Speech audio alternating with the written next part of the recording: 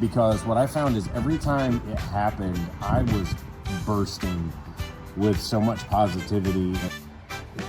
Hey YouTube, it's Will.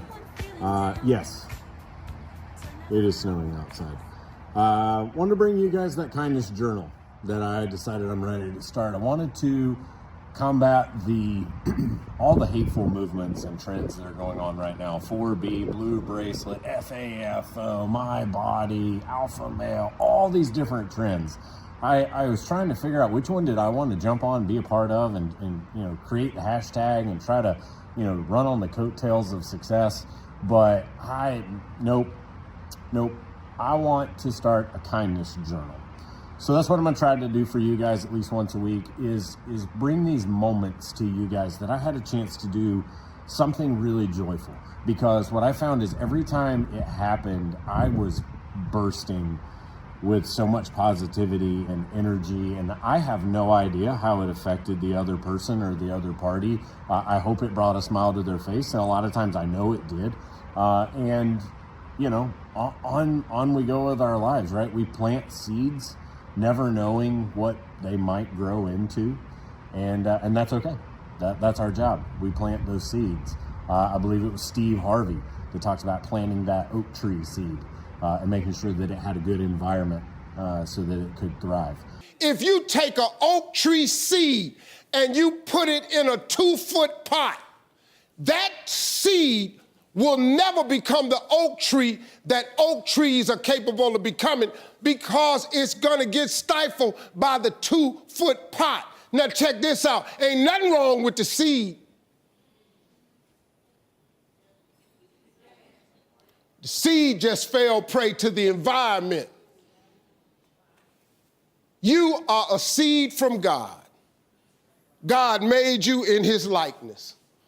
He big, he vast. Don't you allow your environment to dictate the oak tree that you become. Because ain't nothing wrong with your seed. All of y'all got this wonderful gift that he gave you at birth. All y'all got one, you better believe that now. Don't die with this gift and don't never use it. All of y'all got this wonderful gift, but you gotta use it. Take your seed, take your gift. Get away from these people that's in your life that ain't doing nothing. Get away from people in your life that's hating. Get away from your family members that ain't ever opened a business. Get away from your family members that ain't ever followed their dream. Get away from your family members ain't never been nowhere but to the family reunion. Ain't never been to a beach. Get away from them. So anyway, kindness journal.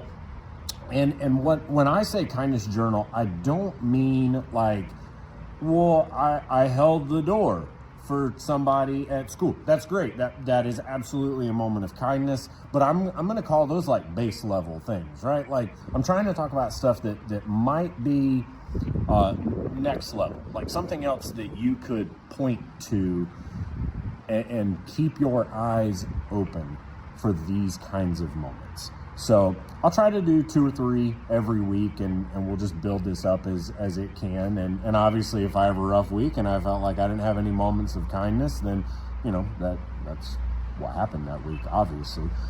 So starting out, probably the one, I do have notes, so I'm going to poke down at it. One of the ones that really jumped out to me, we had hurricanes come through, the entire country not that long ago. And my wife was driving the kids somewhere, and she called me and she said, "Hon, there's this old man out in the yard who's trying to move this tree. It's in front of his front door." I was like, "Oh, well, okay." So, got everything taken care of with the family, and I drove down to where she said it was. And sure enough, older gentleman, kind of by hand trying to move this large tree limb that had fallen, like he could still get to his front door, but it was blocking his pathway and trying to get to his car. It had almost hit his car. I think it knocked like part of the bumper off or something. But anyway, I pulled up and I was like, hey, do you need a hand? I have some tools. I brought some yard tools with me. And I could tell at first he was like, who are you?